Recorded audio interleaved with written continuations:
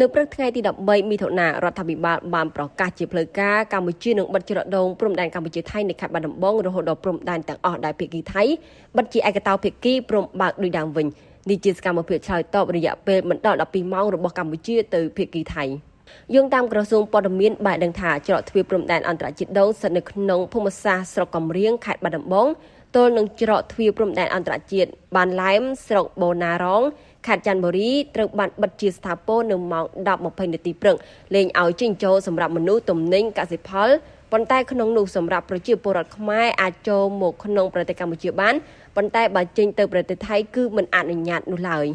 យ៉ាងណាមិញចំពោះមុខបញ្ហាប្រឈមសម្ដេចនាយកហ៊ុនសែនបានណែនាំដល់កសិករថៃដែលកំពុងប្រមូលផលថាពលរដ្ឋថៃគួរទៅតវ៉ាជាមួយយោធាថៃដោយខ្លួនឯងខណៈកម្ពុជានឹងបើកច្រកនេះឡើងវិញ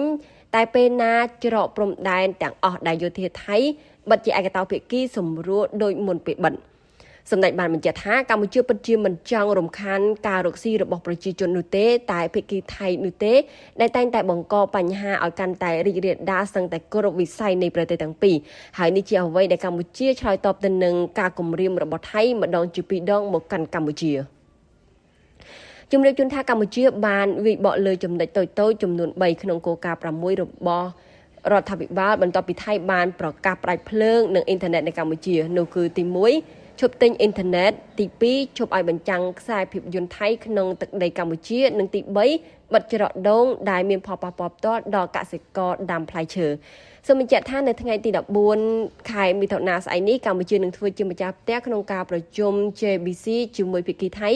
ដើម្បីជំរុញការវាស់វែងខណ្ឌសីមានិងបបង្គោលព្រំដែននៅរវាងប្រទេសទាំងពីរដែលនៅសេសសល់ប៉ុន្តែបញ្ហាទាំង4មិនត្រូវបានលើកឡើងនៅក្នុងរបៀបវិរៈនោះទេដោយកម្ពុជានៅរក្សាយកករណីប្រាសាទតាម៉ុនធំប្រាសាទតាម៉ុនតូចប្រាសាទតាក្របីនិងតំបន់មុំបីទៅកាន់តុលាការអន្តរជាតិ ICJ នេះជាការលើកឡើងរបស់រដ្ឋាភិបាលកម្ពុជា